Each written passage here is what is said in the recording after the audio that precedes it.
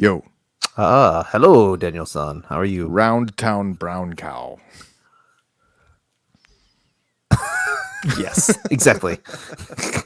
Isn't that's one of those things that the news anchors do when they're like trying to like stretch Yeah. out their face muscles.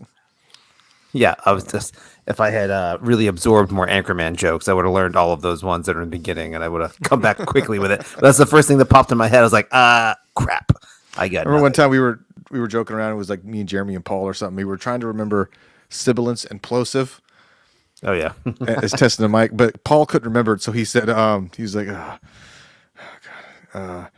postulate. No. postulate. That's a good one. From like I think it says we were all in algebra at the same time or something. Yes, we'll start it there. All right.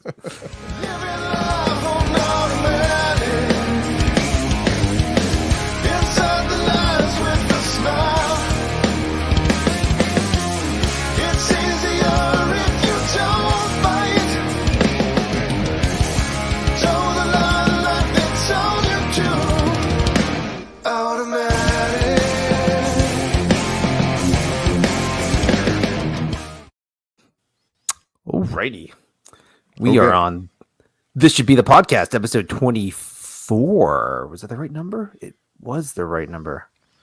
The following takes place between 9:34 p.m. and 10:34 p.m. Oh, man. So you were saying that you guys are playing with a Bon Jovi tribute band. What's the name of the band? Do you remember? I always like tribute band names. They are Shot Through the Heart. They're from South Carolina. Oh, okay. That's pretty good, I guess. That's not they're cool guys. They're terrible friends of ours. tribute band name. Yeah, so hopefully Yeah. I hope they do a good job, but I also hope that they don't do better than us because that would be embarrassing. We just got to make sure we don't suck. I think I'd rather see. I don't know who I'd rather see live in person, like for real Journey or for real Bon Jovi. Journey would probably be a better show, but I really would like to see Bon Jovi. That'd on be a fun. musical level, probably. Yeah, I don't know. Journey's got more now songs too. They have more hits. That's true. Well, geez, Bon Jovi now. I don't count that. What are they doing? Playing "Living on a Prayer" in a different key. Yeah, Richie Sambora's not in the band anymore. No, I don't think he's been in the band in a long time. Yeah, for a couple of years, and I forget who they got playing. The guy who plays guitar for him is a good dude. I can't remember his name though. So, John Mayer. I mean, that'd be funny. You're talking about legacy acts, So Journey has a deeper catalog. Yeah. If I had the choice, I'd probably go see a Bon Jovi, simply because I've heard Journey songs a million times. Oh so yeah, I know well, how yeah, sound.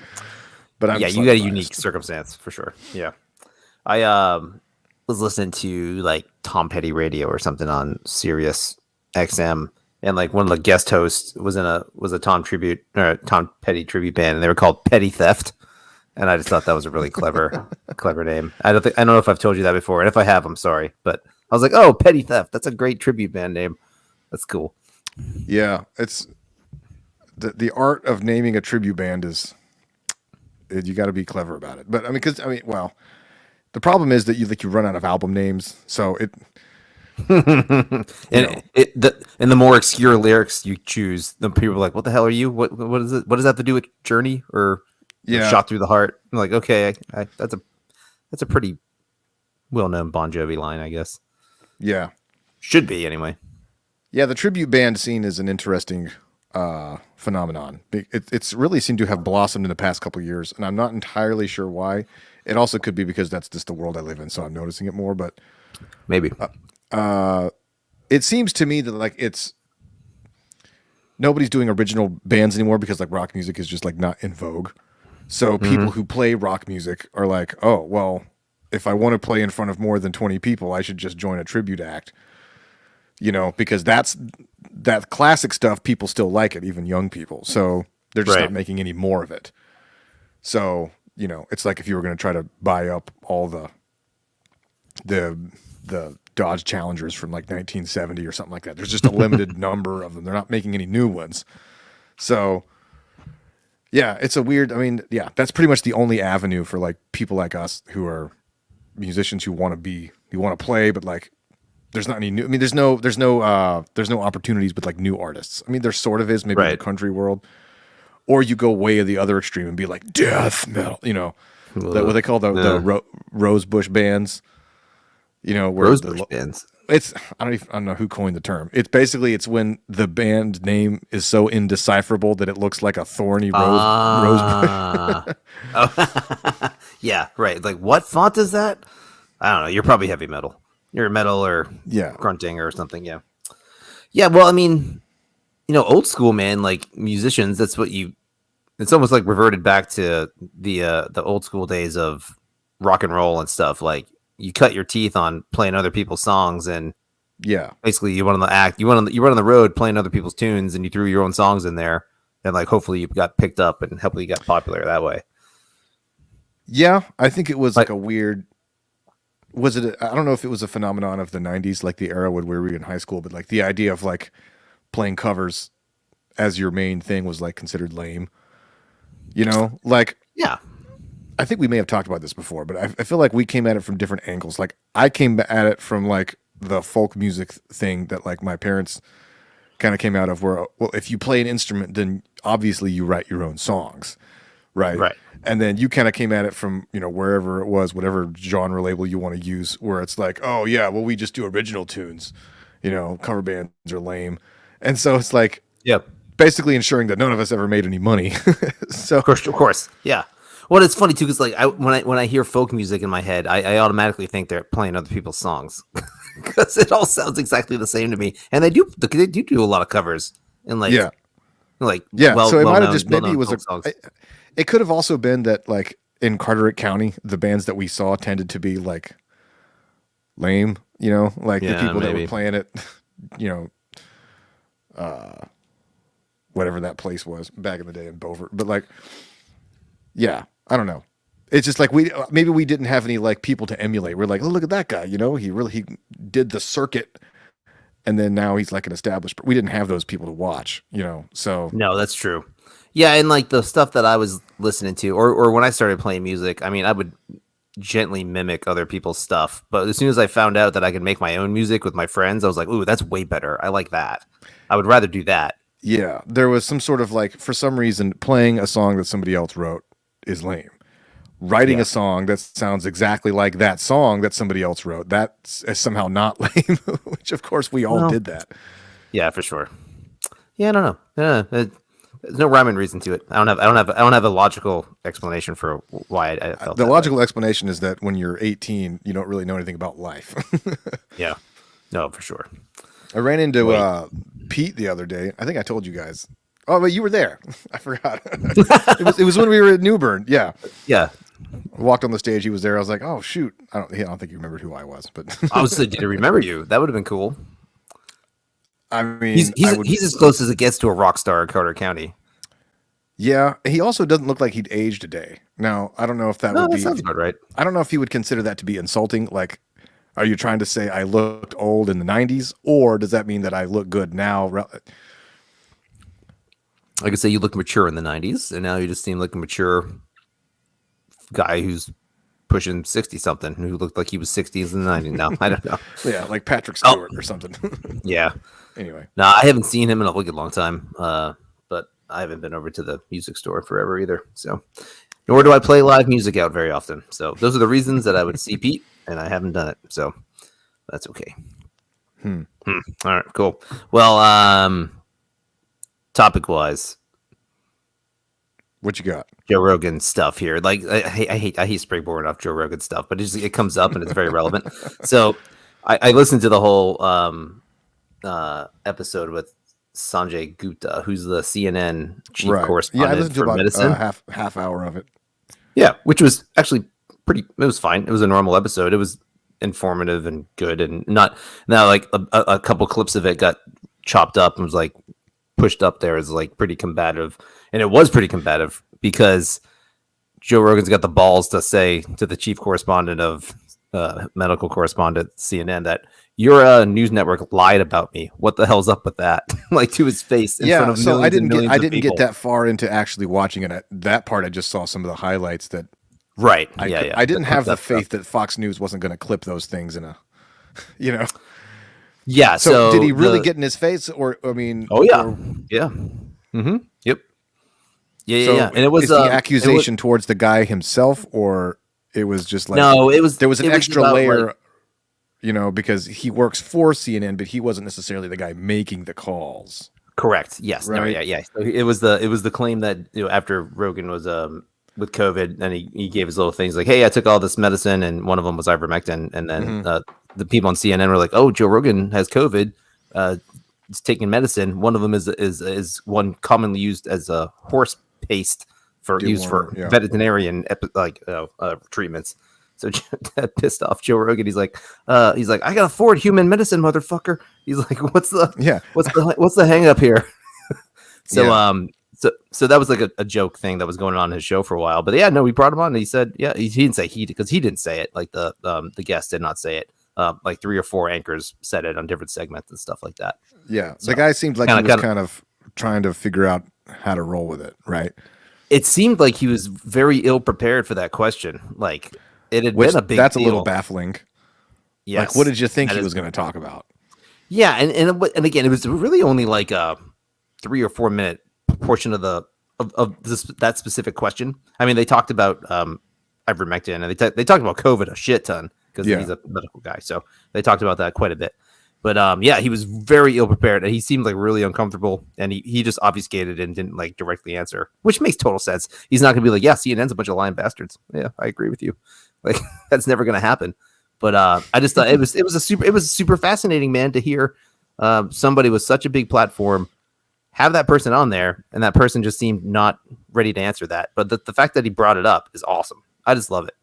Which just it points out to the divide of the legacy media, the old school media, like print media, old school news, the talking heads, and whatever's going on nowadays, either with like long form podcasts or just regular podcasts and like independent shows, you know, like I don't know, like Tim Pool and like what's the Crystal Ball and what's the other guy's name on that show? I can't remember that. There's a million shows like that, or like what's on the the one political... that's like there's one that's like a dude and a chick.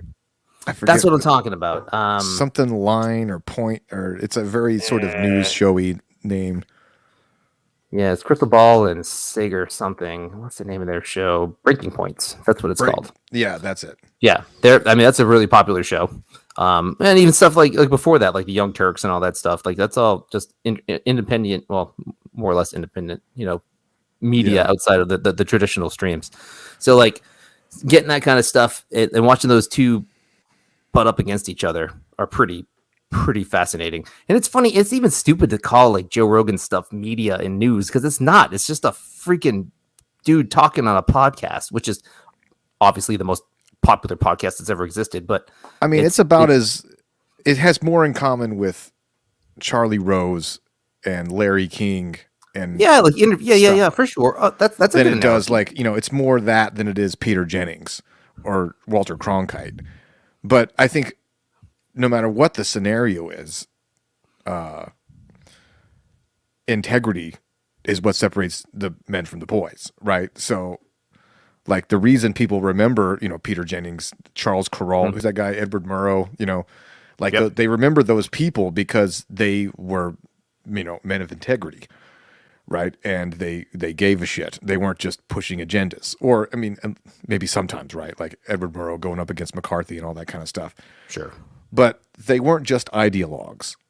And I think and maybe you'd have to figure out, like, where did mainstream media, where did they go wrong, right? Yeah. Because the alternative version of this, it was probably inevitable, right? Because once technology and stuff gets democratized, pretty much anybody can make a show. That was always going to happen. But it was definitely fueled by the fact that nobody had any confidence in regular media, to the point where regular schmucks like us are like, well, I have something to say that's easily as articulate as what that joker just said on CNN, so why don't I should talk, you know? Like, whereas if they were really doing a great job, we'd all be too intimidated to like, you know, oh, nobody needs to know what I think when they can just listen to Anderson Cooper. So Yeah, man. I'm what only went half as wrong? ugly as Brian Stelter. I don't get this. How does Brian Stelter have a television show? You know what I'm talking about? Brian Stelter? That guy. Oof, he's offensive to like every senses you have. Like all of them. All you can taste Brian Stelter. It's Stelter.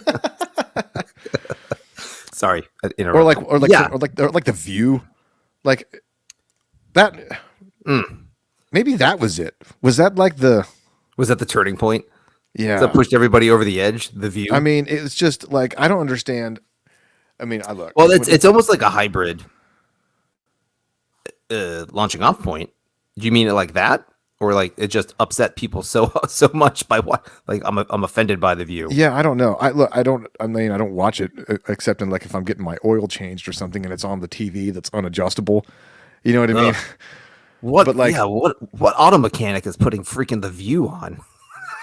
I've seen it. It's like, you know, in between like That's the Kelly Clarkson show and like, you know, It's like it's left on from the early morning local like CBS station. That's yeah, running like the one of news 8 or different whatever it shows is. hosted by Steve Harvey, you know, or like, Hey, does Drew yeah, Carey that's- still do The Price is Right anymore? I don't know. I think he does. That'd be Anyway. good. Yeah, in between the prices, right?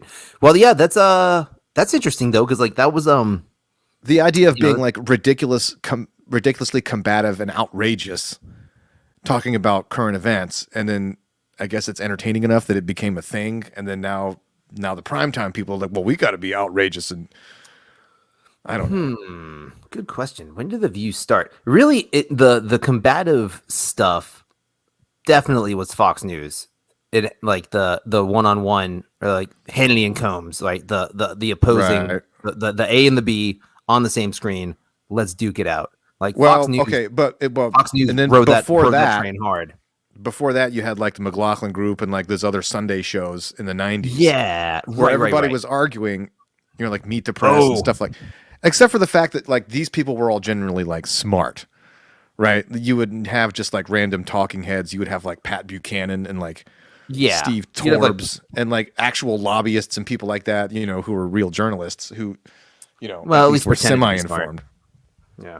Yeah, maybe it's just the internet. I mean, with so many sources competing for stuff, you know, like people aren't buying newspapers, so like, or maybe it's the idea that like 24-hour news cycle, you got to fill it with something, right? Yeah, no, that's definitely that's an aspect of that. Like it would just feed the rage porn, the anger porn. You gotta rile people up to have them. Yeah, 24 hours. You gotta fill something, dude. That's a lot of dog catcher stories that just get real old real quick. You know, I mean, it's one thing if there's like a war going on, right? Right. Where there's always something or like to report on. like a 9/11. Like okay, Yeah. I can watch 9/11 coverage for like 2 weeks. That sounds right.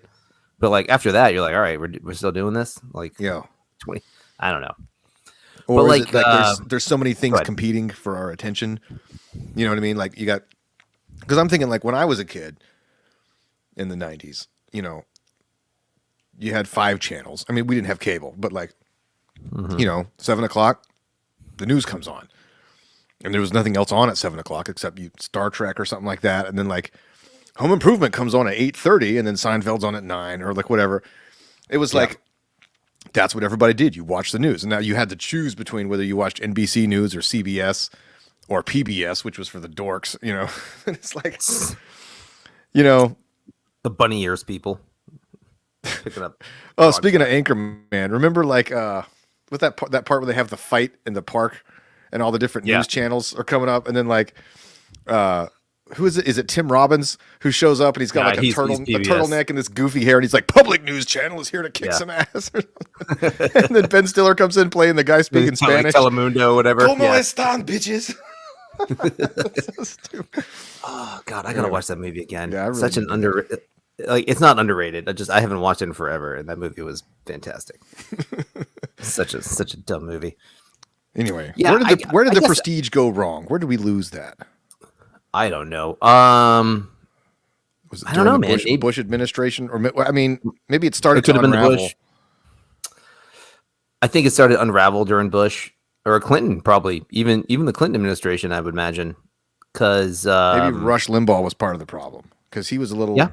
He was an important counterculture voice who I didn't always. he was I would say if by part of the problem meaning like the sowing the seeds of distrust for the mainstream media. Rush Limbaugh had a huge impact on that.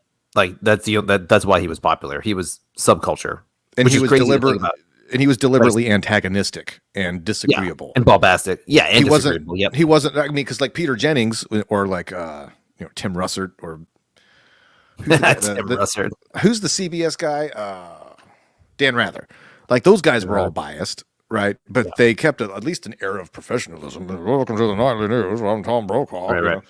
But like Rush Limbaugh was just like the crazy guy ranting and raving on his radio show, and the liberals, and so feeding into everybody. And so then it was only a matter of time till the left kind of had their version of that, which was pretty bad. I don't know. They did do some left talk radio stuff, but yeah, so the I would think Fox News was kind of a definite, like the opinion shows on Fox News mirrored Rush Limbaugh's. Yeah, they were, I guess, an answer to the bias of the mainstream, right? So over the course of the Bush administration, after the 9/11 jingoism, rah rah America died down, and then you got CNN and MSNBC and all these people trying to like speak truth to power. So then Fox News is like, no, America, and then it just amped up from there, Yeah. Or like old Fox school News. Go ahead. No, I would say Fox News launched in '96, so really that was like that was peak Clinton stuff. So like peak Clinton controversy stuff. So like Sean Hannity made bank off of like Clinton, and who else was there? Bill O'Reilly was pretty early on, but I don't whatever. He was on Inside Edition back in the day, but even you could tell he was. Yeah, because in the '90s you would have like Peter Jennings at 7, and then Inside Edition was at 7:30, but it was a lot more tabloidy stuff. Yeah, I was gonna say Inside Edition felt more seedy, felt more tabloidy for sure. Right. Yeah. Which is just funny to me that Bill. Well, doesn't maybe it's not funny. Maybe it's very ironic that Bill O'Reilly was on Inside Edition, given his. We'll do it live. Yeah. That's a great clip. That's so really good. Is. Oh, then you also had like Glenn Beck before he quit drinking. When he was. Well, he was on like he was on CNN forever. Oh, really? He started on his first like kind of opinion show was on. I could be wrong. Is it CNN? I think it was. Dang it! I'm gonna look at this. He's a lot more reasonable now. Like yes, he went through some personal stuff, and now he's a lot more measured. Yeah, I would agree. So, he was on CNN. Was it you and me talking about this? There's the show on Hulu about the Clinton Lewinsky scandal. It's pretty good. I think we did talk about it. I don't know if we talked about it on the show, or if we talked about it after, but I hadn't watched it yet. It's pretty good. I mean, the acting is pretty solid, and it's interesting to like fill in the gaps of my distant memory of all that kind of stuff. But there's a dude who it's like I didn't realize that the Lewinsky thing was what launched Matt Drudge's career. Yeah. He was just a dude working at like a Blockbuster or something, like doing his little email list, and he would go dumpster diving like in DC, like to reading people's mail and stuff like that to like find scoops. And it's pretty interesting. He shows up in the show. He's like the Quentin Tarantino of like news aggregators. He's just pretty much working a Joe Blow job, and all of a sudden gets big. Oh, I didn't know that, but I knew that I knew Drudge cut his stuff off of Lewinsky pretty hard in Clinton. He had a television show for a while there, like it was like a late night 30-minute thing. Huh? Like, Rush Limbaugh had a show. He did, yeah. That's that crazy. It was on at like noon or something. I remember like one summer. Yeah, vacation. it was more like a talk show vibe. Like I'm going to use the term like Maury Povich, but I don't mean like Maury Povich. Like that's like they had a stage, like a couple of chairs, like lounge chairs, like everybody sat and talked. That kind of vibe. Yeah, you're right. It was during the day. It was all political stuff, obviously, but I don't know. Whatever. I dug Rush Limbaugh when I was a kid. Out. He's an entertaining dude. Yeah, I mean, we didn't really know I get why people really liked it. Right. No, for sure. And they're also what else are you going to listen to? If you were going to listen to the radio and you didn't want to listen to crappy AM or FM music, there was nothing on the AM around here anyway. So like it was the only talk stuff was either public radio, which is terrible, and Rush Limbaugh. That was it. So welcome to NPR. We're here talking with the Northern Columbus Jazz Society, and they're going to be at the Altadena Civic Center from 7 to 8, and we're going to Make sure to bring your freak flag and fly it high, because we're gonna get crazy. We're gonna this is play the delicious dish. Yeah, well, yeah, right. Ugh, whatever.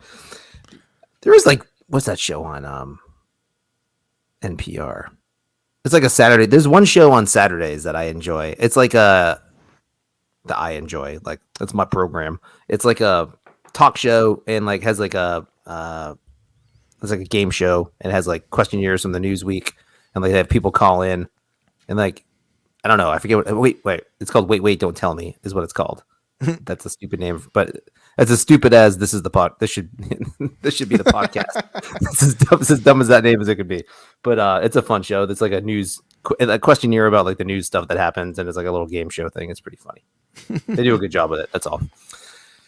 But whatever.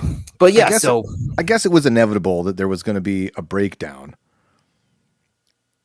right? I mean, of that larger media scene. Well, it's almost maybe it's cyclical, right? I mean, with media like expanding, like the amount of channels, the amount of content, and all this kind of stuff. In order to distinguish oneself from the crowd, you have to be something, right? Yeah. Now that something could be, I am the most substantive source of news amongst them all. Well, let me know how that goes.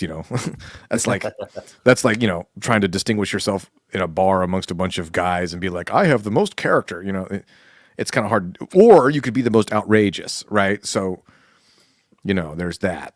And if you combine that with a particularly contentious political climate, like you had like during the Bush administration, and then going further from that, trying to build bridges is going to be a longer and harder path to fame, right? Yeah. Rather than just feeding into one side of the frenzy, knowing that the inevitable backlash is also going to go in, Yeah.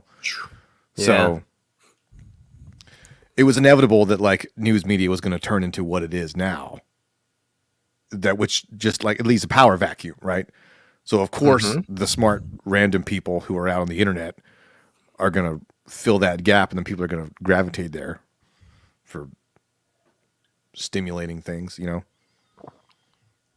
Well, the real interesting thing is that all these large media corporations that actually did propel some people to pretty high status, and then a lot of those people have left and they started to do their own thing. Like Glenn Beck's a good example. So he started his own network, man. I mean, like The Blaze is like a pretty big thing. I mean, I don't know how it's successful enough where he has a ton of shows on it, a ton of not affiliates, but like, a ton of people that if he had enough money, he could fly planes over to Afghanistan. Yeah. All right. So he's not doing terrible. And like, and like in the contrast that you see a lot of people leaving like print media stuff and like doing like Substacks and like having their own. Yeah. That's a crazy, that's a weird offshoot of that too. You would never think that you would pay to, it's weird to pay to subscribe to to listen to Glenn Beck. Like it is. I mean, if you like Glenn Beck, that's cool. Do that. But then it's even weirder. You'd be like, I like this print journalist, and I'm just going to subscribe to them every month for like $6 and get, you know what I mean? It's like you have these big print media conglomerates that also did, they also got too big and got too crazy. And then these people said, oh, this is bullshit. I don't like how this is getting run. I'm going to go do my own thing. And like, that's taken off. That's crazy to me too. So like, there's all sorts of weird, independent voices out there, either for legit media, legit news, legit reporting, or just commentary and just thoughts. And like, that's completely viable now. A, because of technology, of course, but B, because like you said, there is a vacuum because everyone else has done such a crappy job of it and just has just like sucked all the air out of the room and just done their own stupid thing, their own little, echo chambery kind of thing, where it's like, you can literally watch the same news story on Fox News, go over to MSNBC, and you see like apples to oranges interpretations of what just happened. And it's so funny and it's so crazy. Like you just like, they both can't be right. I mean, one can be right, one can be wrong, they can both be wrong, but they both can't be right. So it's bonkers. Yeah. And it's super interesting to watch and to see. And then the Joe Rogan one is like, that episode is where they kind of, they directly butt heads, and it's freaking fascinating. And it's exciting to watch. Like I thought it was hilarious. I loved it. Yeah. just like to see it happen. It's like an underdog story, and I don't mean that like that's the only reason you should like it, but I mean it's interesting to see a dude just to do that kind of thing who has built a huge following, have someone come on because he's got a huge following who wants to be there, and then challenge him on something that's pretty intense. Well, it's like when he had who was the guy from Twitter? Dorsey? Jack Dorsey. Yeah. They did that episode where we had Jack Dorsey on, some other and person like from and Twitter, and like Tim their Pool lawyer. the same. And Yeah, Tim the Pool. lawyer, and that was amazing because he's like, no, you literally did this, and like Tim Pool's like young and hungry, he's got nothing to lose. Oh So yeah, he's Tim just, Pool. like, Tim Pool had him ready to. putting him on the spot. He had facts ready to roll, man. Yeah. He's like, we'll have to check with legal about that. Yeah, I right. wasn't And- aware. and He just classic, Well, I it's have like no recollection of that, Senator. exactly. It's the exact opposite of going in front of like the Senate or like the House, because those people have no freaking clue what they're talking about, and you can lie to them and placate to them all day long, and they're just gonna go, Yeah. what's the internet? It's like pipes and tubes, right? That's a thing that happens. Yeah. You plug in the thing to the screen, and magic happens, right? It's called the Yeah. interwebs. So yeah, Under my plan. Yeah. it's like the you've ever seen the clip from like the Today Show or like Good Morning America in like 1993, and like they're talking about internet and email, and they're like, Yeah. what is this electronic mail? What is internet? And It's like, a super highway for your Yeah. computer. and then like someone gets on mic like off camera, and they're just like, it's kind of like a network of computers that talk to each other or something. And they're like, do they speak English? Like, what's happening? they're like, wow, I don't get internet. I don't know what internet is, and it's all the rage. It's a new thing, but we'll see if internet takes off with electronic mail. I don't know what that is either, but it sounds. Could you fancy. imagine being one of those like news personalities and like being forced to be like, I just imagine like that's got to be one of the most stressful things you could do. Like how much do you really want to get your picture in the paper or like on the cover of a magazine to risk looking like an idiot every day? You know what I mean? Like, I was at the Food Line today and I saw this thing. It was like Katie Couric tells all how much she knew about too. Matt Lauer and all this kind of stuff. And it was like, I don't know. It was like I was watching this show. There's it's called The Morning Show. It's on Apple TV. It's like kind of like based on like NBC but not NBC. So like Steve Carell and Jennifer Aniston and Oh Bruce Willis, yeah, like, yeah. It's a Is that pretty good worthwhile show. watching? At least the first season is. And it kind of like does like an analog about this guy who like gets in a scandal and stuff. The acting's pretty good. It's decent writing, but anyway, it's like I'm just sitting there watching. I'm like, how would you? The idea of being like famous and notable for something, like that sounds kind of cool, but like to be right in the spotlight, and like every day at 7 a.m. you're talking about all these different topics. Like the chances that you're not going to say something so stupid or like unknowledgeable about something that's like, or you're actually. There's one show where like this guy, he sees some cute animals and he goes, oh, like.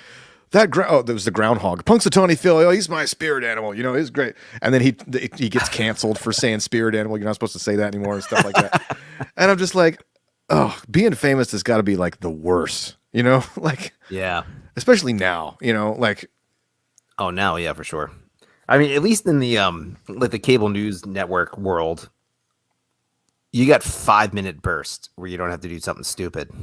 If you can hang it together for 5 minutes, you get a couple minute breaks. You got 5 minute, couple minute break, 5 minutes, couple minute break. Even shorter than that, like the way you segments just retreat work. to your talking points every time. Like I believe that we're exactly. working to give Americans to work, and Yeah, worst comes to worst, you get back to that and you're fine.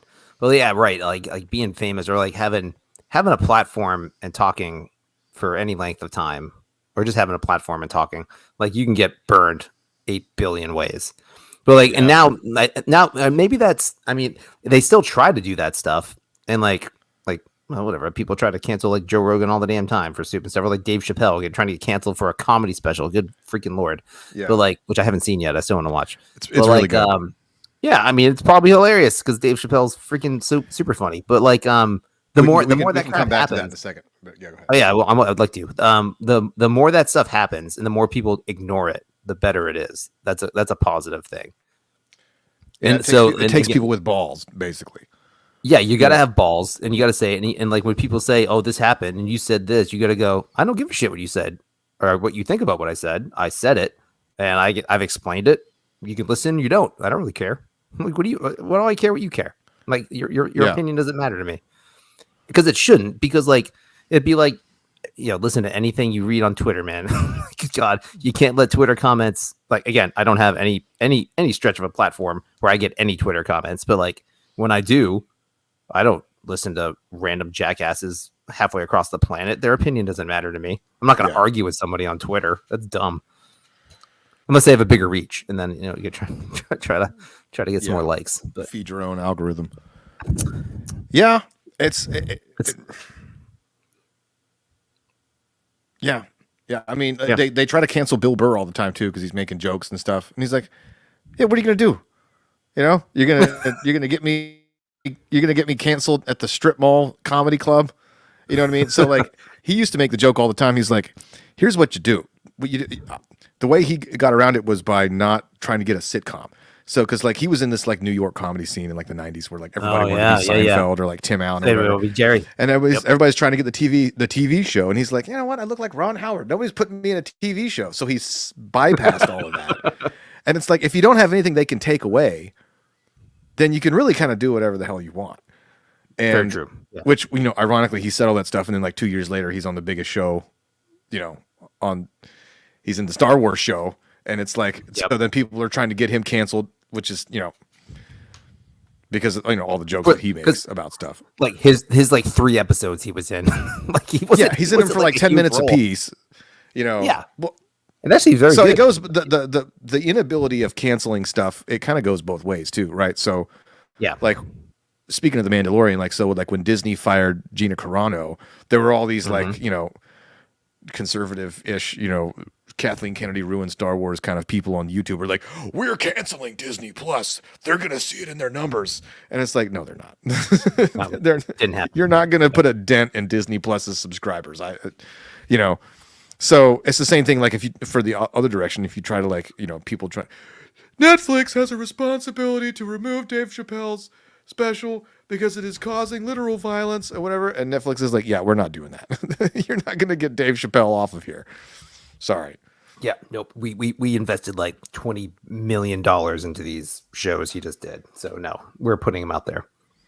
Yeah. But like, yeah. No. And like, actually Netflix ended up firing some people over it because I think a couple of the people that were against it inside the company released some kind of like proprietary information out to the public on something. I don't know if it was, I forget what it was.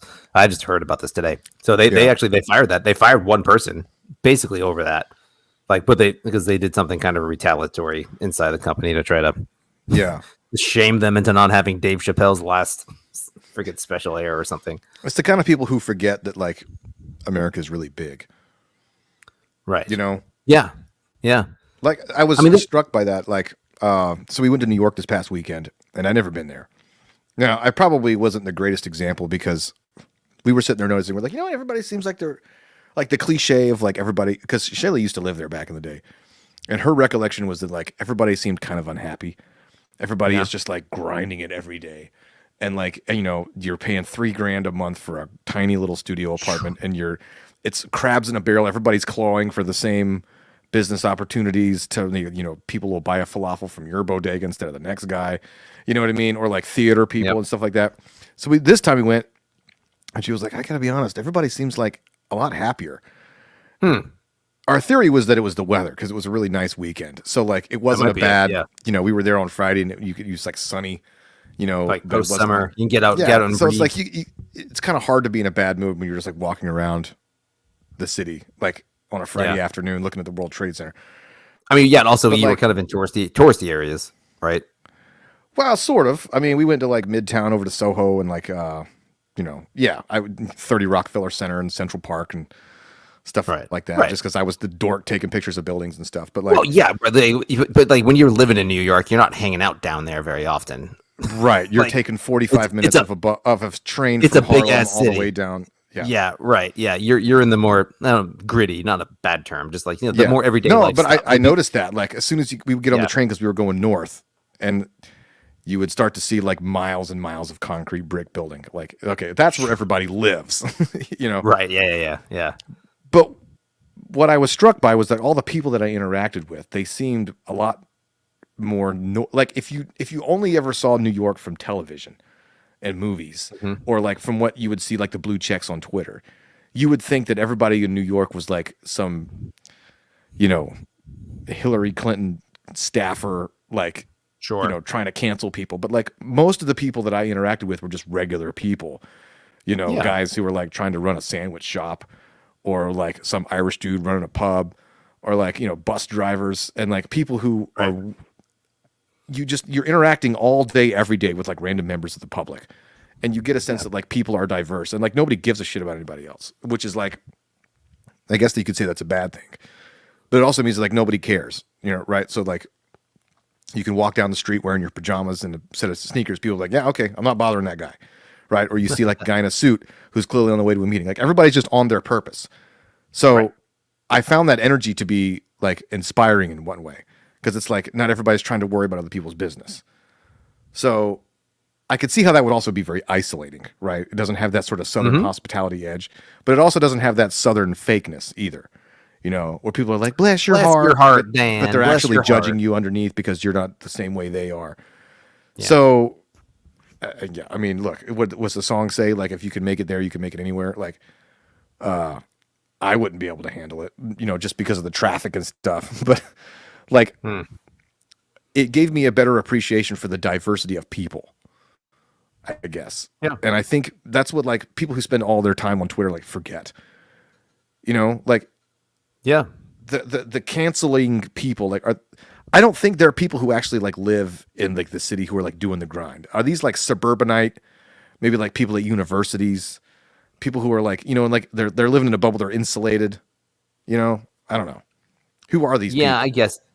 Well, but you don't even have to be like a big city person to be like to have that kind of thing. You can just have your own media consumption and just be under the impression that that's what the vast majority of the country agrees with you. Right. Or you think, grow up you know? in a super like conservative sort of area, and then you it naturally can have go to both ways. overcorrect to the other side, right? You like Yeah, you maybe. move from Yeah, small yeah. town North Carolina to like I'm gonna live in Asheville. You know. You know, it's funny. Maybe I'm wrong about this. Maybe it's just my own personal biases. Like you see that a lot. You see, or maybe because like we're from a conservative area, you see people that go super conservative upbringing and whatever aspect that is, either religious, political, or just Yeah. small town, and then they go way the hell over there. Yeah. I don't think that happens on. Does that happen on the other side? Like like it must, but like I don't see it. Like super liberal, super progressive, like on everything, and all of a sudden they're just like, you know what? I'm gonna wear a shirt and tie every day. I'm going to church on Sunday and twice on Wednesday. You do and see like, it's those like, people, but there's not as many, right? I mean, there are plenty of there people can't who be. like. I feel like I it used goes to the be other way. addicted to crack, then I found Jesus. You know, there are those people, Sure, right? that's. I think it's a little different. Yeah. Well, I think it probably is because like all Democrats are crackheads. I get that, Dan. well, That's fair. I see what you're universities, saying. right? Yeah. So you know, you finally move out of your parents' house and you go to a university, and then you meet the charismatic philosophy professor who opens your eyes. To, Now, again, no, I will say though, like I have seen kids that when I remember in like college and stuff or whatever, and they were like, but I didn't know them before college. So I met them in college, super, you know, whatever, liberal, progressive, whatever your typical college stuff is.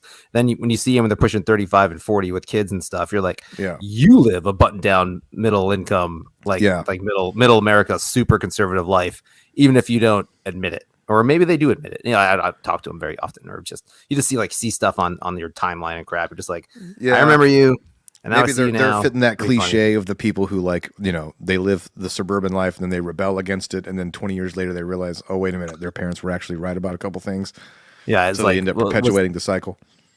It's like the quote. It's like if you don't have if you're not a liberal in your 20s, you got no heart. If you're not a conservative in your 30s and 40s, you got no brain, or something like that. Which Was that is a Winston stupid Churchill? quote.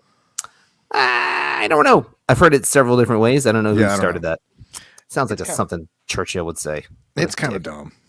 It is, but like, but it does. I mean, it rings a little bit true though, because like people tend to go, at least in Western societies, more. I know that's what that rings true to me in my experience. I see that more, and maybe it's just the I mean, if the economic realities are what they are, but just like on an economic family scale, that's all. That's where that so where that the hits home economics true to of it me. makes And- total sense because Yeah, you but think about like when you're in your 20s, that's when you're starting to stretch out on your own and you realize, oh crap, life is hard. You know what would be great Yeah. if everything was free, you know? And so Yes. you start to be like, maybe, and you have a little bit of idealism and you haven't had to like, Right. you've had a taste of the real world, but you haven't had to like run a business or like Yeah. balance a budget of, get a mortgage and stuff like that. So you're still believing in some of these pie in the sky ideas. And then you get past that maybe, and then you start like, all right, I gotta think about like a 401k, and then you got like, you're doing stuff. Maybe you're running a business or you're at least a middle manager and you're like, okay, you know what? Okay. My idealist ideas don't change how math works, and, Right. I gotta make some hard choices here. And like, ultimately, so, and then that's where the sort of conservatism starts to bring its way back in. And then maybe you go to that other extreme. Yeah. Right. I'm the kind of person that like I like to think that like I go through and almost like a buffet line that like even though I wasn't a liberal person at all in my 20s, but like you take that idealism, that desire for like equality and freedom and stuff like that and realizing that life is diverse and there's a whole bunch of stuff going on.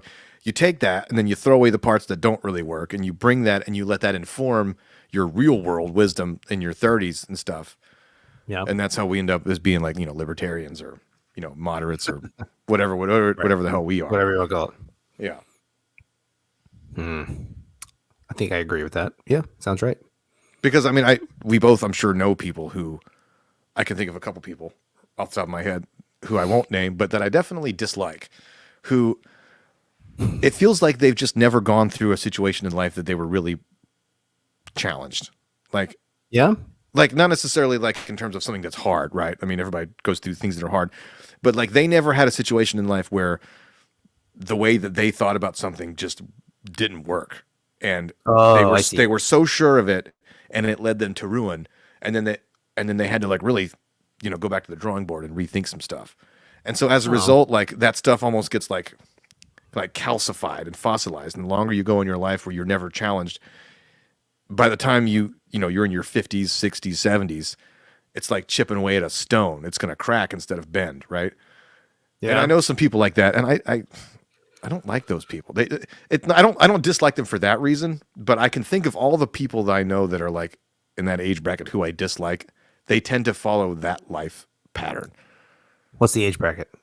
You mean like as they get older? 50s and up, or even younger, Right. even our age, like you can just tell that person has never stopped and gone, hold up, which is what I think. And the converse of that, everybody I know who I think is like cool, I'm like, yeah, that person can hang. They're a people, not necessarily a people person, but like a person who gets people, right? Who's like cool with the idea of like different kinds of people and like, everybody I know who's like that has gone through something. Gotcha.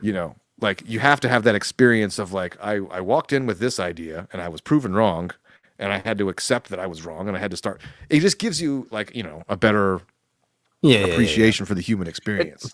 And you're not saying necessarily like a huge like life event, just like in general, just It doesn't have to be huge. It could be something. It could be something as a simple change as of like, mind. yeah, being just being embarrassed.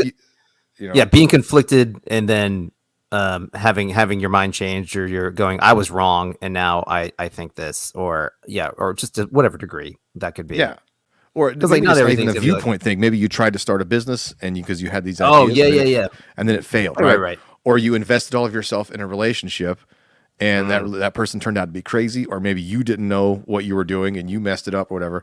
Some sort of like, like every hero's journey in every movie, the hero has to fail at some point. Right. In order to be a character that, has the opportunity. That's like what makes Luke Skywalker a compelling character. Whereas, Rey from the new Star Wars, She starts off as a Jedi Master. she's a charming actress and, I like her, but like she never fails. She just does everything perfect and that makes her boring. Anyway. Yeah. I get you. Yep. I'm with you on that. Interesting. we've diverged a little bit from the original So topic, and I like to that. bring that That's back to the news media. The reason nobody respects the news media is because they were revealed to be wrong, and they didn't learn from it. Right? Oh, okay. Well, then, right. So to bring that back to the Joe Rogan thing, Sanjay Gupta, the CNN medical correspondent, I'm impressed wrote with an your article. ability to pronounce his name correctly on the spot. Sanjay Gupta. I've known that guy's name for a long time. I don't know why. I knew who he was before the show, and I don't know why. Whatever. I subscribe to his Substack. But no. Like he put out an article, and whatever he wrote about it, his interview with Joe Rogan, which is whatever, it was fine. But like you get, like, predictably, his take wasn't what I would have taken away from the interview. But then he was back on like a couple other CNN shows, and they brought up the interview, and they're just like, well, I think it was Don Lemon was one of them. He's like, well, technically, we didn't lie. We didn't lie because ivermectin is used in horse paste and veterinarian, medical procedures. And then the guy was just like, yeah, that's true. But like, he didn't be like, but that's not how they framed the conversation. Like it's technically true, but like, that's not what Joe Rogan took. He didn't take horse paste. He took a human prescribed drug. Yeah.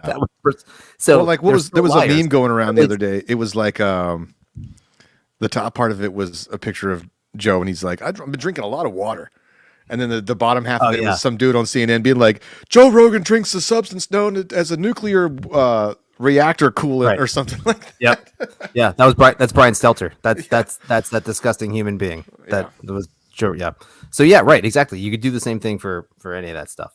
So CNN doubled down on it. They're like, well, yeah, I hear what you're saying, but like, no, he's like, we didn't lie. It's true. What he took is used as it's horse medicine. And it's like, but it's not. You're such a they're just such assholes. So they don't. Back to your point, they don't learn from it. They don't grow. You're right. We saw the same thing happen right after Trump got elected. There was a brief period of time for like 4 days where certain people were like asking questions like, oh, what happened? How did this happen? Did we misjudge, half the country? Maybe this is time for, and then that sentiment quickly just died away before like, what? No, it wasn't us. It's you. This whole It's them. introspective thing, like maybe we demonized half the country for the whole Obama administration, and then like maybe we created a situation where a crazy person like Trump could rise to power. You know what? Let's know. How about we just say that half the countries are racist? It's racist, and also the Russians. That was it. That's what happened. Those are the two things: racist and Russians. It wasn't nothing to do with. Meanwhile, with the actual media. Russian collusion happened from the people that. I don't know how that's not a bigger news story. Like that should the way how anybody could trust the Democratic Party when it's just like, granted, it's not like they're all the same, right? There's a lot of diversity in there, I'm sure. But like how that isn't like a huge scandal, because it's like literally the only people colluding with Russia were the DNC.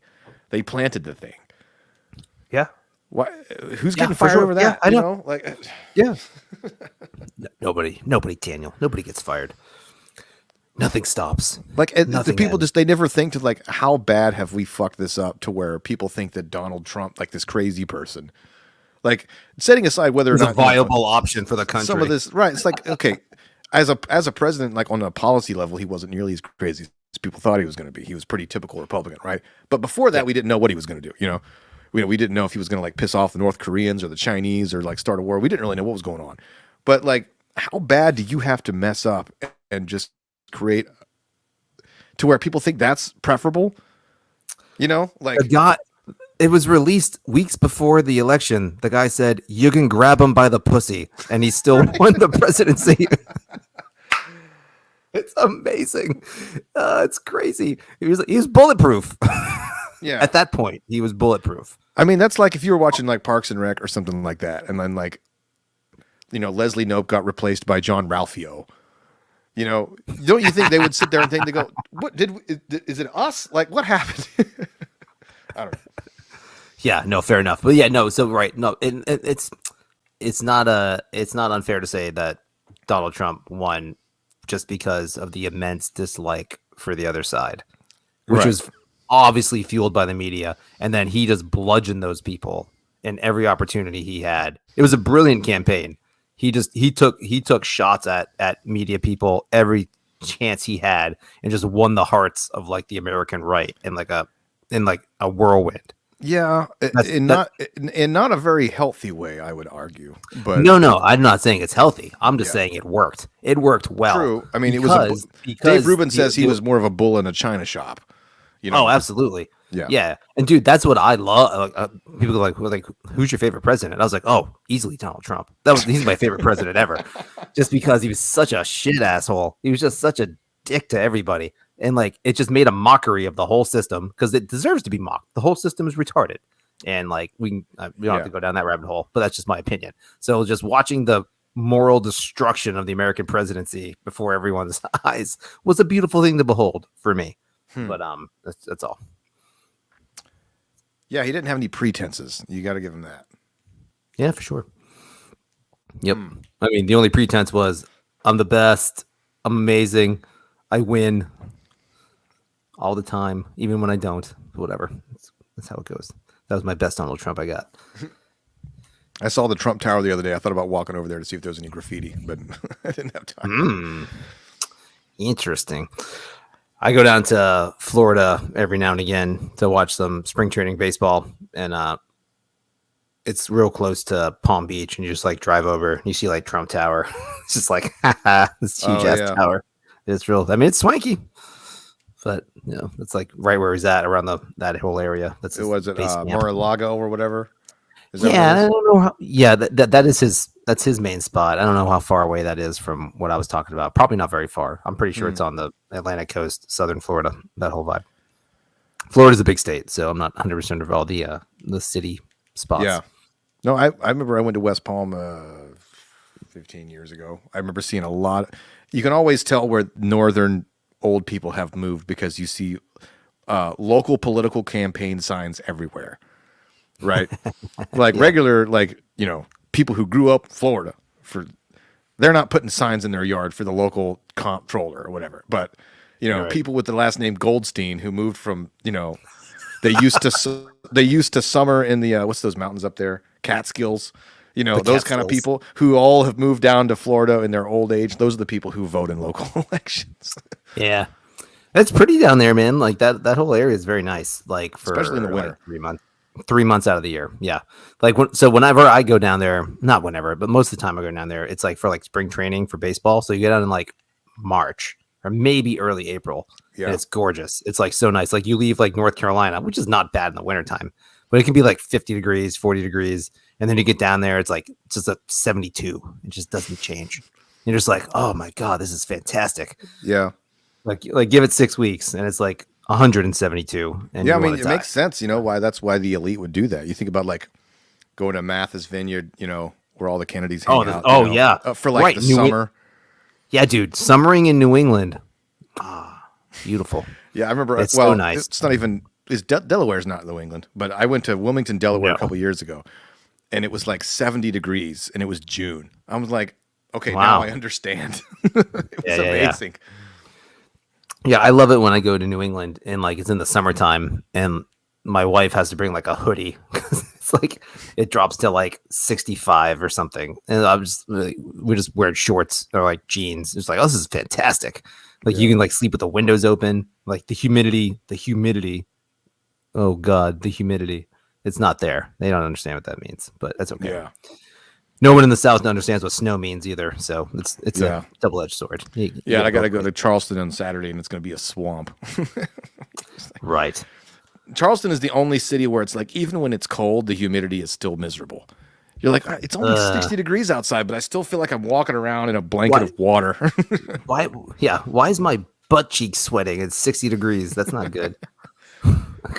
Yeah. Well, I'd imagine it gets worse as you go south. Like even like whatever. But like that feels like a very humid area. I've never been to Charleston, so Yeah, I'd like it's to go. It's a beautiful city in April and I've heard. October. So, You got 2 months. Okay. well, it's still pretty humid if you got to catch it just right. But like in the middle of the summer, not so great. In the winter, it's not bad. You know, it's kind of like Florida, but it's that low country that certain parts where like the humidity kind of comes in. And Well, there's like yeah. a lot of weeping willows, you know, and like Yep. the kind of place like New Orleans where like they have to all the graveyards are like above ground, those kind of places. Right. Okay. Yeah, I got you. So it's cool that from kind like of an architecture perspective to like look at old buildings, and then like you find some like haunted ghost tour of like some old French Quarter kind of places, and that kind of stuff is neat. Lots of good seafood and stuff. Yeah, I got down to New Orleans one time. The only time I've ever been to New Orleans was I think it was like the middle of October or maybe early November, and it was weird. It was warm and muggy, and it was the first time I'd ever seen like graveyards, like everything was above. I was like, Yeah. what is going on? They're like, well, you can't put dead bodies down below because they come up. I was like, oh, all right, that's what happens when you're below sea level. I was like, I get it. Yeah. It's crazy. But yeah, it was a different town. It just felt it was muggy in the middle of the fall. So whatever, is what it is. Yeah.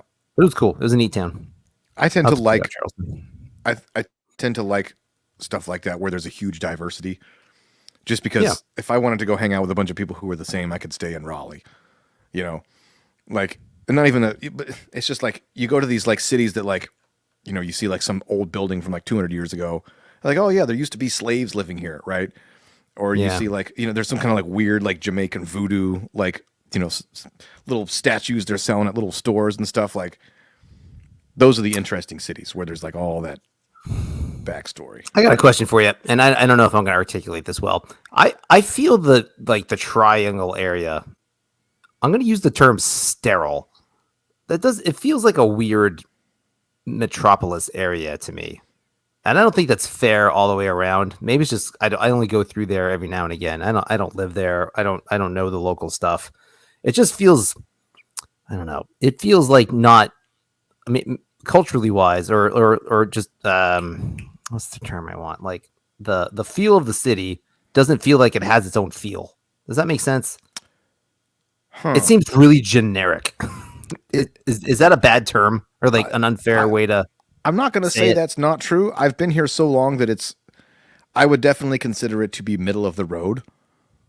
So Yeah. maybe that's answering your question, right? It doesn't have the flavor of these. Not a lot of character. There can be. Like, I think Durham has more character than Raleigh. I think Durham for sure has more character than Raleigh. I would agree with you there. just because there's been a lot of different versions of Durham over the years. There was all the giant plantations and stuff, and then like there was Black Wall Street that got bulldozed to make the freeway, and then there was all the tobacco stuff. So if like I did this like it was kind of dumb. Like we did this like little ghost tour of Durham, which was like, it's kind of funny. It's one thing to like go to a touristy town and do like a ghost tour where you're seeing all these buildings you've never seen. It was also very interesting to see like a ghost tour of Durham for buildings that I've seen for 20 years. But yeah. but it was cool to like, oh yeah, there was a story about like a slave revolt that happened here. And then there's like all the kind of stuff. So I think Durham has more history than Raleigh for sure. But then when you factor in like RTP and like Cary and Morrisville and all these suburbs where it's just like dentists, you know, and strip malls, miles As after far as the strip eye can malls and see. subdivisions, a lot of Yeah. toll roads and like Yeah. places where you can't merge left, like Yeah, that area, that part of the town strikes me as like the same as like outside of Metro DC, where it's just like strip mall neighborhood, and neighborhood, strip mall neighborhood. It's just like it just sprawls. I mean, I know it's not as sprawling, but like as it's very compact, but it's all the same shit, like over and over and over again. yeah, Northern Virginia is a particular kind of hellhole that. Oh which is- yeah, I won't call it absolutely, hell. absolutely. But Oh, it's that's I joke with the people everybody I've met from Northern Virginia has been cool. Like, because we play up there a lot. We play up in like Leesburg and Fairfax, Manassas, Fredericksburg. And it's like, I meet people and they're cool people. Like they're interested in like life and stuff. And there's like, you're like, where can I get a good beer? And they go, oh, well, there's this brewery that makes their own stuff. Like there's good people there. 8,000 breweries right here. Yeah. Right. But getting there on the traffic is, just mind-numbingly horrible. But it's like, it is very samey. Like, especially if you fly over it, like, say you're flying into like Dulles or whatever, and you look out the window and you just see miles and miles of little like neighborhoods with the same houses and stuff. And like your signs for like Civil War battlefields and stuff all over the place. Yeah, there are. Yeah. Well, no, yeah, like my sister is west of DC in Loudoun County, and like Oh, okay. a lot of Loudoun County is like that. But then, like as you just just a couple miles outside, as you start going west or north, you run into freaking beautiful, amazing areas Yeah. that are like sparsely populated by local standards, and like really, really cool old towns and like really cool downtowns. It's funny. Like you go to this little town, and you're like, I could be in like this feels like downtown New Bern, but Yeah. like with obviously much better stuff and like much more access to like other things. But like Much more expensive gas. Oh, way more expensive gas, but like and like cooler shop and like cool shops and so whatever. Downtown New Bern's great. I love. I'm not knocking on New Bern, but then like when you get back to there where they live and like getting back towards the DC side, it's just like it's mind numbing. It's so crazy. Yeah, where it takes you like it takes you 5 minutes just to get like you're like, oh, I'm gonna go to the Wegmans, and it takes you 10 minutes of merging. Yeah, to get around to do a parking lot. There's just way too many people. Well, it just feels like, and that part feels sterile. That part feels generic, sterile, no character. And maybe you'd find that outside of any major city. Like I'm sure the suburbs. I've been to the suburbs of Atlanta, and it's kind of the same way. Strip mall, neighborhood mall. You know what I mean? Macy's. I think I feel the same way about even downtown Raleigh. I don't know. Maybe it's just me. That's all. It's probably lack of experience. And like when if I think about Greensboro, I just think dirty. Like that's all. Yeah, like, Greensboro's got that old furniture money. Yeah, but Greensboro, and like Greensboro and Winston have cooler downtown areas because they got a bigger, they got a more historical vibe, and they've been. I know Raleigh's been there forever, they're but less like you know pretentious. What I mean? Maybe. Yeah, maybe so. Yeah. Well, like Richmond. Richmond has a vibe. Richmond's got a vibe. Yeah, Richmond's cool. It's got a neat downtown. It's like if you used to make cigarettes, you're probably have a cool area of your town now. Fair enough. Richmond and Winston-Salem. I like downtown Winston-Salem. Actually, I think Winston-Salem is a pretty cool town. We used to visit Scott. He lives over there. We used to hang out there a lot. Well, not a lot, but like with some frequency. But Winston-Salem's a neat little place. Hey, we got a comment. You want to look at that? Oh, it's old. No, it's not. It's only 6 minutes old. Cool. You can be sure that the elite promote the liberal positions as much as possible so they can never be toppled by other liberals. Liberals been bred by the elite to be bland and unchallenged. Maybe. Possibly. But like anybody should we read that in like a Dale Gribble voice? Put sunglasses on. You can be sure. You can be sure. Well, I mean, but like, it depends on how you define liberal, right? Because, yeah, but I think any ideology is gonna promote the ideologically sound position. Does that make sense? Yeah. I mean, do liberals do that more than conservatives? I don't think so. Maybe not necessarily as a result of the ideology, but as a result of them being the dominant cultural force, right? Read it in Ned Flanders' voice. Oakley dokley. Well, I mean, like, I guess all I'm saying is no, because like there's a liberal progressive strain of the American political version of liberalism that's way out there, like Bernie Sanders, or AOC, that vibe, even more liberal than that. Like those are just the mainstream guys, but then they all kind of end up kowtowing and kind of coming back under the fold when maybe that's what he's getting at. Maybe the idea that like as liberalism, or maybe not classical liberalism, but like your typical American, garden variety Democrats, as they become more like normal, they're easier to manipulate, right? So, I mean, you're seeing that now with like the far left version, people in the Democratic Party fighting with the more moderates, right, over their like infrastructure bills and all that kind of stuff that's happening. So, in the same way that you might have like neocon conservatives who are just Ned Flanders type people, like Tim Allen's of the world, right? People who aren't MAGA heads, but they're just on this side. Like people who are too busy worrying about their own stuff, they're easier to get on board. Like, no, you want to get on the bus with us, as the extreme right or the extreme left is talking to the slightly more moderate versions of whatever they are. So, But see, like maybe or maybe to agree with what this person's saying, like the Trump wing of the Republican Party is the dominant wing at the moment. Still, I'm not sure if it is. you don't think so? I mean, like I think they're the loudest, or the they were Liz for a Cheney- time. The Liz Cheneys of the Republican Party are not the most popular people. Like or let me say this: the anti-Trump people are not the ones that have the power in the party. True, but I don't Now maybe think, like maybe that means there's McDonald's. 3 versions. There's Yes, Trumpers. sure. There's people who are like Trump is a necessary evil, And there's like and the then there's the Republican deep state. anti-Trumpers. Right. Yeah. The anti-Trumpers can't. They don't have any power. Oh, then maybe we're still in agreement. Like, because like the anti-Bidens, the super liberal wing of the Democratic Party has no power. I mean, it's I know a what matter you of perspective. Well, that's I think it's hard to know. You know, it's like I know there's a cancer in here somewhere, but without doing an X-ray, we're not going to know, right? Maybe it's a morbid example. Sorry to anybody who has cancer, but like the next election or two is really going to be able to tell, because Trump was a paradigm shift, right? So we're not really going to know what the state of the Republican Party is until the midterms, right? And the same thing with the Democrat, because you can't go by off what the media is. The media doesn't reflect what regular people are doing.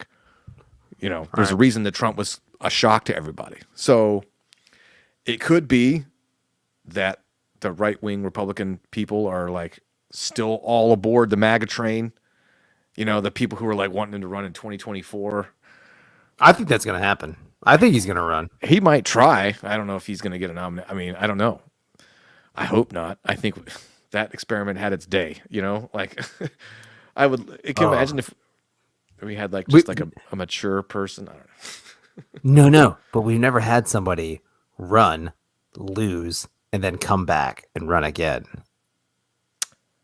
Like, we never had a president come Teddy back Roosevelt. and be like, did he lose and say I'm coming back Well, for another election? I think he ran again after he was president. Yeah. And he lost. He didn't get the nomination. That was the trick. But he did technically try to run again. Oh, really? It was like 100 years ago, so it was a different world. But anyway, Whatever. Yeah. yeah. Usually they just fade off into the distance. In modern memory, yes. Yes. Okay. Well, either way, I think it's interesting. So Yeah, so it remains I to be don't seen really because care. I mean Joe Biden has the Republicans are gonna. No, go ahead. Go ahead. Yeah. No. Well, Joe Biden has clearly been a shit show in absolutely. several ways. I mean, so it remains to be seen whether the moderate, slightly left of center people are going to be like, okay, you know what, no more of that, and maybe they'll embrace a more sensible Tulsi Gabbard type of person.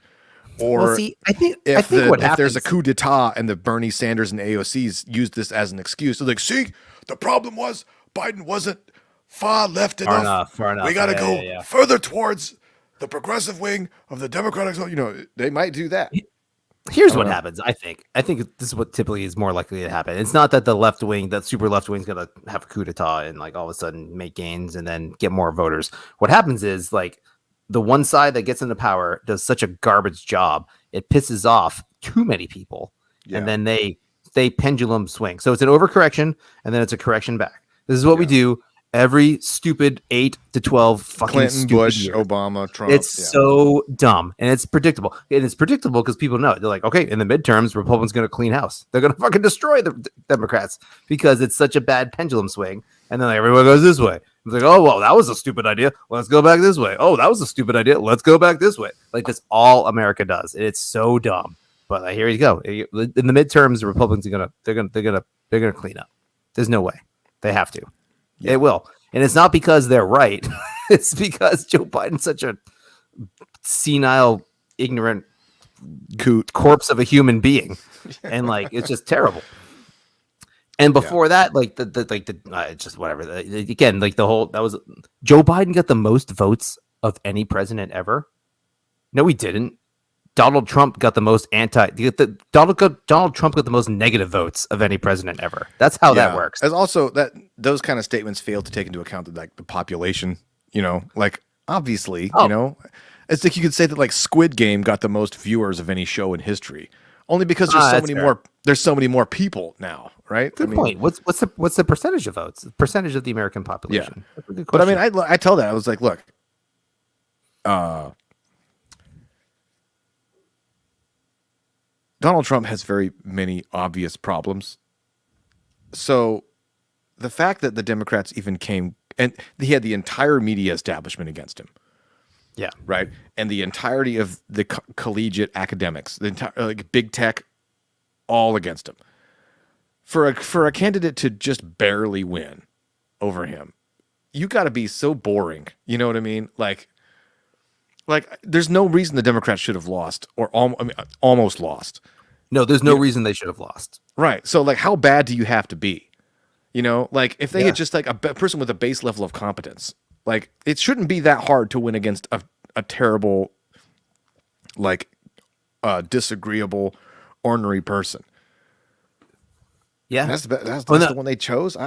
Baffles the mind. Yeah, no, hey, dude, and like Hillary Clinton was even worse than that. There's no way Hillary Clinton should have Yeah. lost to Donald Trump. How do you lose to a guy like that? maybe that's part of where the double down comes from. Maybe that, that's a hard reality to, you know what I mean? It's like, Yeah, like we're so disliked.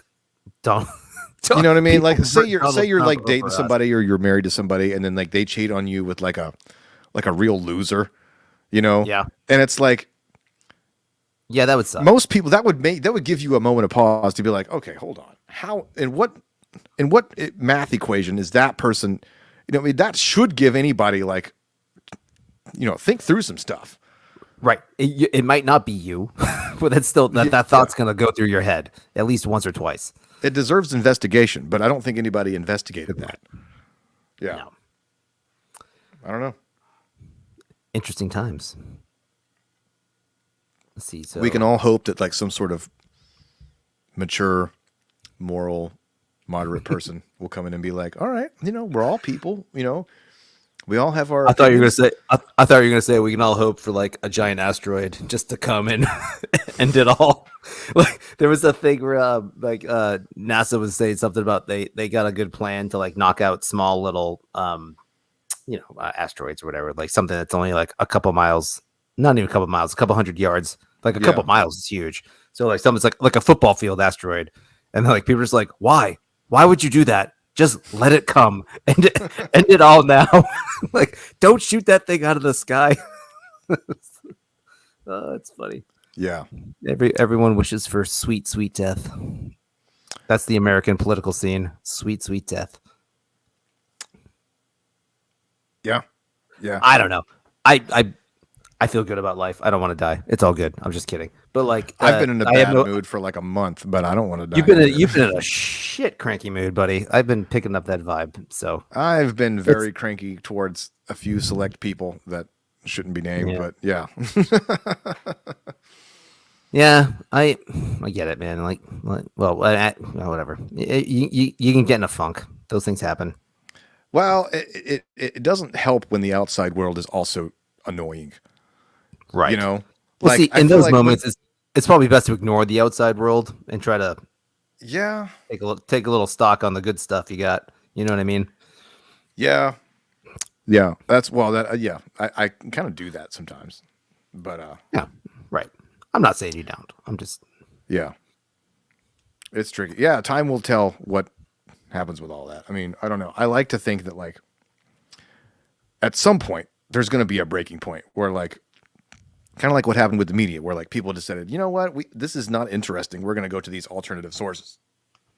yeah. And of course the media, fights that kicking and screaming. So what's the next one? Does that apply to like our actual elected officials? Well, at some point is America as a whole going to be like, you know what? We're tired of all you people. Left and right extremes alike. Can we just get some like maybe somebody boring? Like I don't know. I don't think there's any going back to boring. I don't know. Like I felt that with Trump too. Like Yeah, maybe boring is a different kind of bad. Like Jimmy Carter was boring. That didn't turn out too well. You know, Right. Like if there's not, unfortunately, like we're in such a media driven, like just you got to have something. they won't let And boring like happen. boring can't happen. Like, could you imagine as a president who doesn't like say anything or do do anything? Like, I'm just faithfully executing the oath of my office to uphold the Constitution, which Yeah, doesn't require me to talk to. I don't have to talk to you. I don't gotta talk to you. You don't gotta see. That's I don't probably tweet. impossible. I don't tweet shit. I don't have a social media director. Like that. Like just like don't talk to me. It's I don't probably want- impossible because that kind of impossible. person is not going to get the same payouts from the teachers' unions and the labor unions. Well, that kind of, and also the that kind of corporations person, and the pharmaceuticals and all the stuff that have Yeah, to fund and- everything. right? And that kind of person doesn't want that kind of power either. Yeah, they probably would much rather just like raise their children and run a business. Yeah, they're like, they're like, I got a homestead over here. I got some chickens. Things are gonna be good. Like, I don't know. Okay, well, That's my we don't thought we don't have on- any on- answers. Of course we don't. No, we're not here for answers, Dan. We're here to rant and make each other feel better. That's the Yeah. whole reason we're here. And apparently, Yeah. talk to Daryl Anderson because he's got another comment. I think he's left by now. That's fine. But either way, here's his comment. Pudding Joe soaked Biden was selected marionette. because he was a pudding soaked. Hmm. Bernie Sanders is the pudding guy. Yeah, That analogy didn't work there, Daryl Anderson, but it's okay. Thank you for we'll commenting. keep workshopping that one. Yeah, whatever. Hey, we're at an hour and 20 minutes. Yeah, I got to go to bed. I didn't think we. Yeah, me too. Well, I don't actually. I'm going to stay up and continue watching Red Sox playoff baseball, which I've been watching, which keeps me up to like 11 o'clock midnight every night. So I'm exhausted. I was tired coming in. I took like a 15-minute nap before the show. I set an alarm for 9:20. I was like, it's 9 o'clock. I'm going to sleep for like 20 minutes. Cat nap, dangerous time. The alarm woke me up. Felt good. But I barely get to watch sports late at night. And this is the time I'm doing it. Yeah, I dig it. No, you don't. You don't like sports. You don't care. I don't, but I respect the fact that you like it. Attaboy, Dad.